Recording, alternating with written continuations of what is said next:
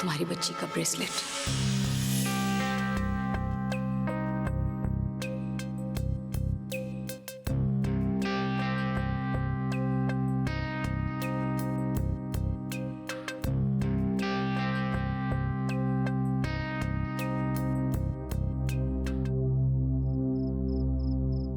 सलोनी, सांवरी को बुखार तो नहीं है?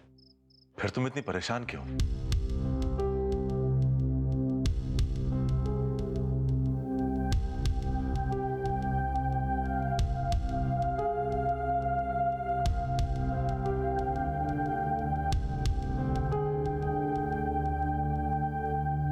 ये ब्रेसलेट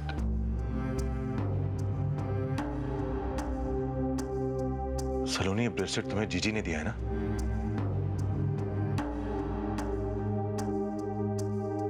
उर्वशी को, तुम्हारी बच्ची को तुम्हें लौटाना ही होगा सलोनी। परंतु अगर तुम्हें इस तरह से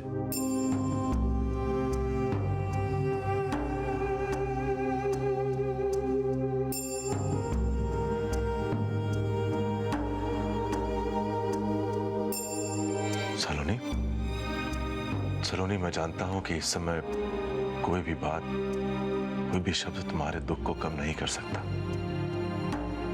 परंतु तुम्हें ईश्वर पर भरोसा तो है ना? तुम देखना कि वो कैसे। क्या करेंगे आपके ईश्वर अभी जी? और कहाँ है? और अगर है तो क्यों ये सब मेरे साथ होने दे रहे हैं वो?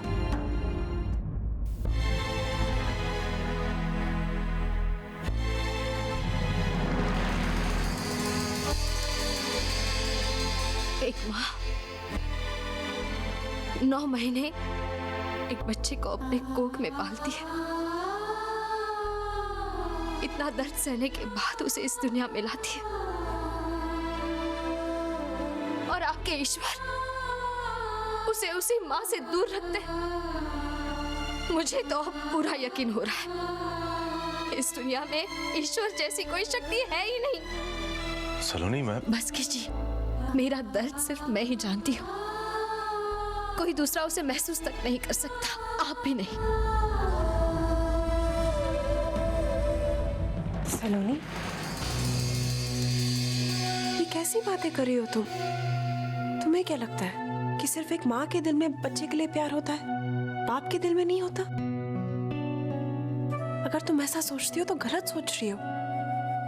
जितना प्यार एक माँ के दिल में होता है, उतना ही प्यार एक बाप के दिल में होता है। अगर मैं तुम्हारी जगह होती तो शायद मैं भी ऐसा ही कुछ कह बैठती ब्रजेश को। अपने आप को संभालो सलोनी, हम सब तुम्हारे साथ हैं। मैं जानती हूँ भाभी साहब, आप सब मेरे साथ हैं,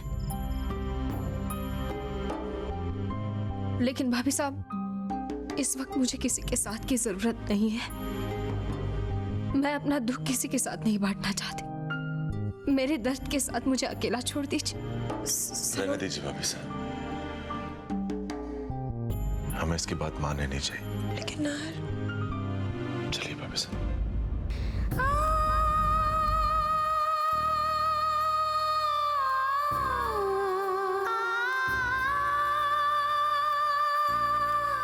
नार, हम इस तरह सलोनी को अकेला नहीं छोड़ सकते।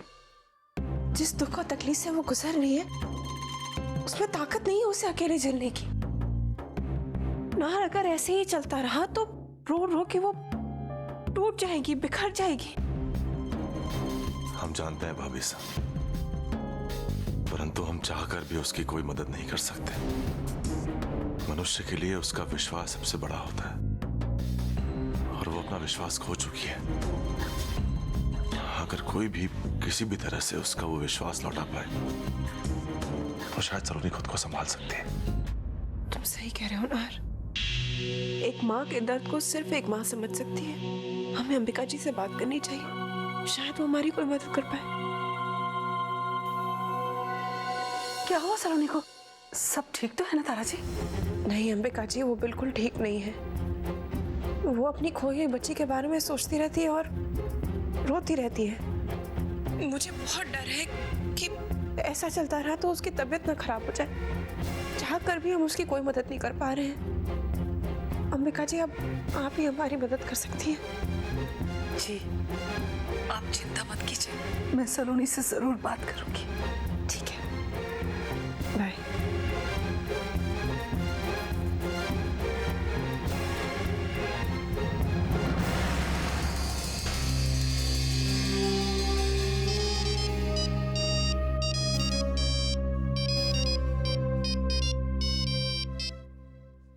हेलो।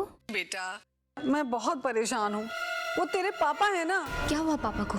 अरे कुछ नहीं बेटा, जिद पकड़े बैठे हैं कि उन्हें चूरमे का लड्डू ही खाना है। आपने तो डरा ही दिया मम्मी। मैंने तो तुझे सिर्फ डरा दिया है, मगर तेरे पापा ने तो मुझे थका दिया है लड्डू बनवा बनवा के। अब वो जिद पकड़ के बैठे हैं कि अब वो सिर्फ और सिर्फ सलोनी के हाथ से ही लड्डू खाएंगे। बेटा, तू एक बार आ जा और अपने हाथों से उन्हें लड्डू बना के खिला दे, ताकि मेरी जान छूट जाए सलोनी। इस वक्त? नहीं मम्मी, मैं अभी नहीं आ सकती, फिर किसी दिन आ जाऊंगी। देख, मैंने उनकी फरमाइश तुझे बता दी है। अब ये बाप बेटी के बीच का मामला है, अब तुम जानो, तुम्हारा काम जाने। ठीक है मम्मी, मैं आती हूँ। बहुत अच्छा हुआ सलोनी बेटा, तू आ गई। अब मुझे शांति मिल जाएगी। अब तू ही संभाल अपने पापा को। वैसे बेटा, मैंने ना लड्डू बनाने की सारी तैयारी कर ली है, ताकि तेरे पापा आसमान सिर पर उठाए उससे पहले तो उनके लड्डू बनाकर उन्हें खिला दे। वाह अंबिका जी, बस आते ही मेरी बुराई शुरू कर दी आपने मेरी बेटी से। वैसे बेटा, मैंने ना लड्डू बनाने की सारी तैयारी कर ली है। मैं पापा के लिए लड्डू बना कर लाती हूँ। तुम जल्दी से जाके बना रहा हूँ, तब तक हम अपनी गुड़िया रानी से खेलते हैं।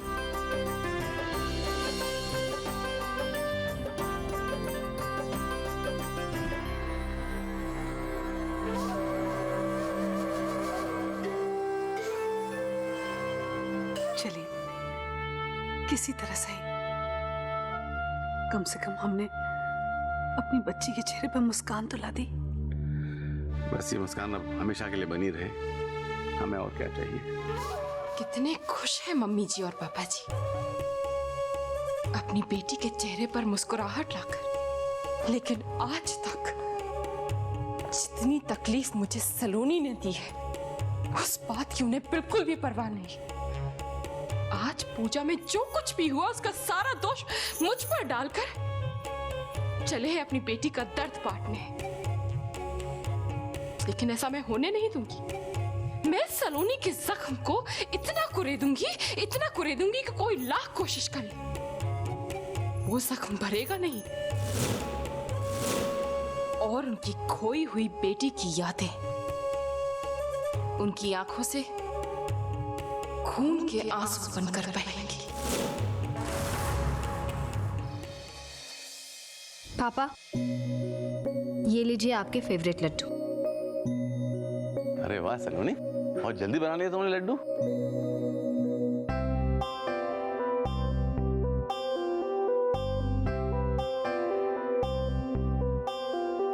इसे कहते हैं लड्डू। तुम्हारे हाथ में जादू है। अब यही जादू अपनी मम्मी को भी दे देना, वरना वो लड्डू बनाती ना तो बिल्कुल ऐसा लगता है जैसे क्रिकेट की बॉल हो। हाँ, अरे साफ साफ क्यों नहीं कहते कि उम्र हो गई है। सलोनी बेटा, ये देख।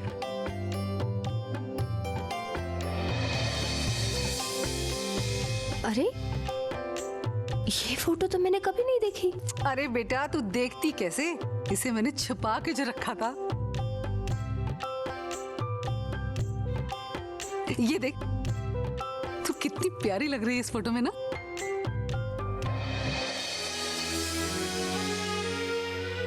मम्मी, आपने तो मेरी बेटी को देखा होगा ना? क्या वो ऐसे ही दिखती है जैसे मैं इसमें दिख रही हूँ? नहीं बेटा, तेरी बच्ची बहुत प्यारी थी। अरे बेटा, बड़े अच्छे वक्त से आई तुम। लो, ये सलोनी के हाथ के बने हुए लड्डू खाओ और खा के बताओ कि सलोनी के हाथ में जादू है या नहीं। लो। पापा जी, बात तो आपने बिल्कुल ठीक कही। सलोनी दी के हाथ में तो जादू है, लेकिन साथ साथ में इनकी महानता की जितनी तारीफ की जाए ना, उतनी ही कम है। अब देखिए ना, सब में इतनी हिम्मत तो होती नहीं है कि अगर खुद की बच्ची छिन जाए तो किसी गैर की बच्ची को अपने सीने से लगा के रख सके। मम्मी जी, मैं बिल्कुल ठीक कह रही हूँ ना। तुमसे किसी ठीक बात की उम्मीद की कैसे जा सकती है कावेरी? अगर तुम्हारा सब कुछ कहना हो गया हो ना, तो चुपचाप अपना मुंह बंद कर चली जाओ यहाँ से। वैसे सलोनी दी, आपसे एक बात तो और कहनी है मुझे। मैं कभी कभी सोचती हूँ कि अगर आप अपनी गोद ली हुई बच्ची को इतना प्यार करती हैं, तो अगर आपकी खुद की बच्ची होती तो आप उसे कितना प्यार करती।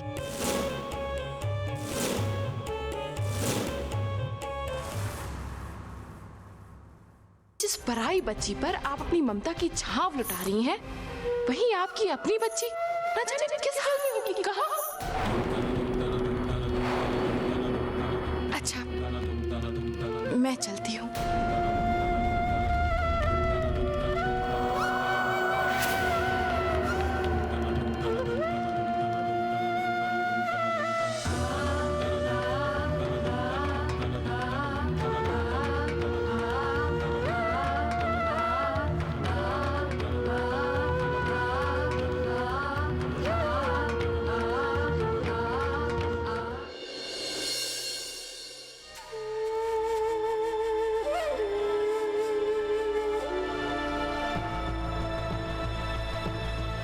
शायद बहुत ज्यादा तड़पा रहे तुम्हें सलोनी। चलो, तुमसे तुम्हारी बच्ची को मिला ही देते हैं।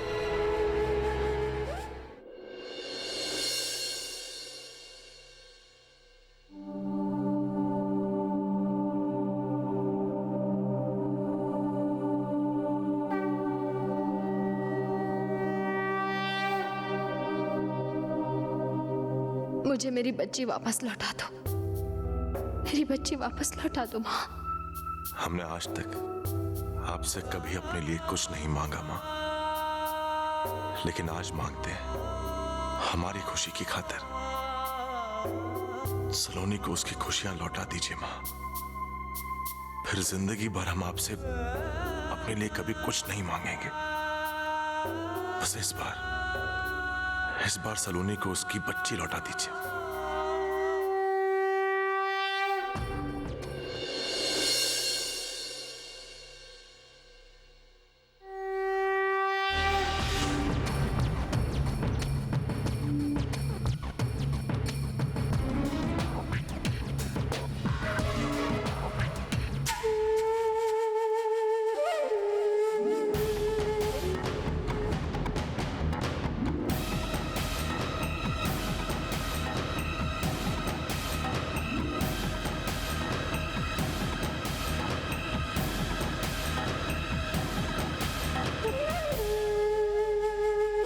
अब और कितना इंतजार करवाओगे तुम?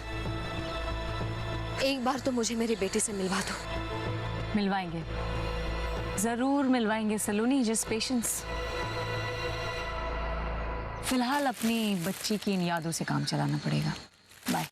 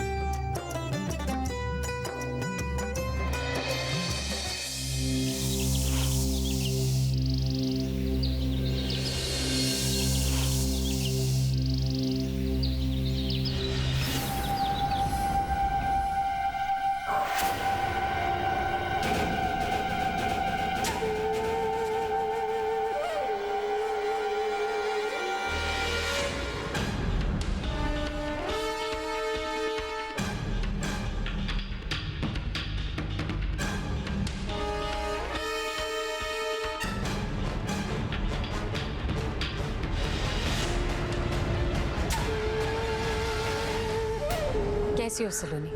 ये वक्त भी कितनी जल्दी गुजर जाता है, नहीं? देखते ही देखते 11 साल गुजर गए और पता भी नहीं चला। लग रहा है जैसे 11 दिन गए हो, नहीं?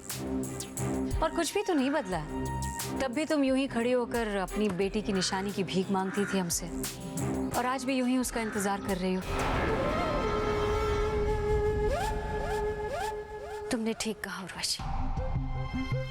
पिछले 11 सालों से मैं इंतजार में खड़ी हूँ। बहुत लंबा वक्त गुजरा है। तुम्हारे लिए भले ही ये 11 साल 11 दिनों की तरह बीते हों, लेकिन मेरे लिए ये 11 साल 11 सदियों जितने लंबे गुजरे हैं। इतने वक्त में तो पत्थर भी पिघल जाता है, लेकिन तुम्हारा दिल नहीं पिघला। और कितना इम्तिहान लोगी मेरे सब्र का, मेरी ममता का। बता क्यों नहीं देती मेरी बच्ची कहाँ है? कम से कम उसकी एक झलक तो दिखला दो मुझे। मुझे तुमसे और कुछ नहीं चाहिए, कुछ नहीं उर्वशी।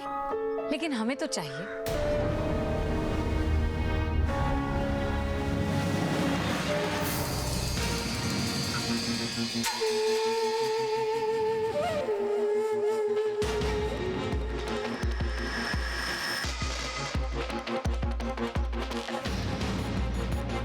Thank you. वैसे तुमने बिल्कुल ठीक कहा सलोनी। इतने सालों में तो पत्थर भी पिघल जाते हैं, लेकिन हमारे सीने में पत्थर नहीं, दिल है, जिसे तुम्हारी तकलीफ का एहसास हो चुका है। और इसीलिए हमने सोचा कि तुम्हारी बेटी ना सही, कम से कम तुम्हारी बेटी की तस्वीर तो तुम्हें दे ही सकते हैं।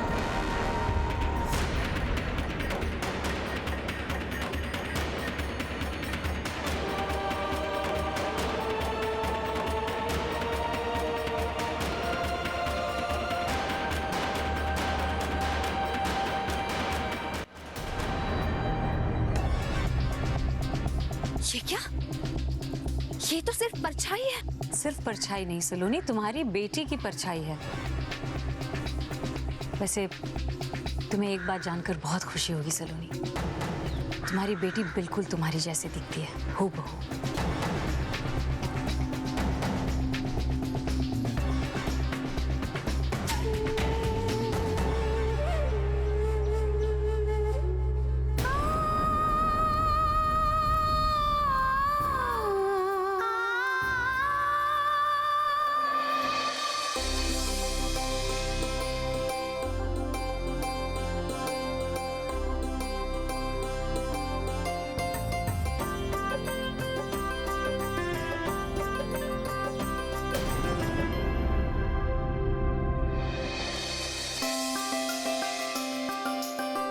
संभाल कर सावरे, क्या कर रही हो तुम बेटा?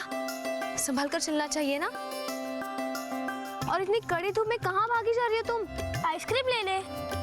आइसक्रीम लेने? लेकिन तुम तो आइसक्रीम खाती नहीं फिर? नहीं माँ, आज अचानक मेरा आइसक्रीम खाने का मन कर रहा था ना। अच्छा, अचानक मन हो रहा था। सच सच बताओ, श्वेता के लिए आइसक्रीम लेने जा रही थी ना? नहीं माँ, मैं अपने लिए लेने जा रही थी, सच। एक बात बताओ, जब झूठ बोलने की आदत ना हो तो झूठ नहीं बोलना चाहिए। अभी पता चल जाएगा कि तुम अपने लिए आइसक्रीम लेने जा रही थी या श्वेता के लिए। श्वेता, श्वेता! क्या हुआ मॉम? वैसे आप लोग इतनी धूप में क्यों खड़े हैं? इधर आओ।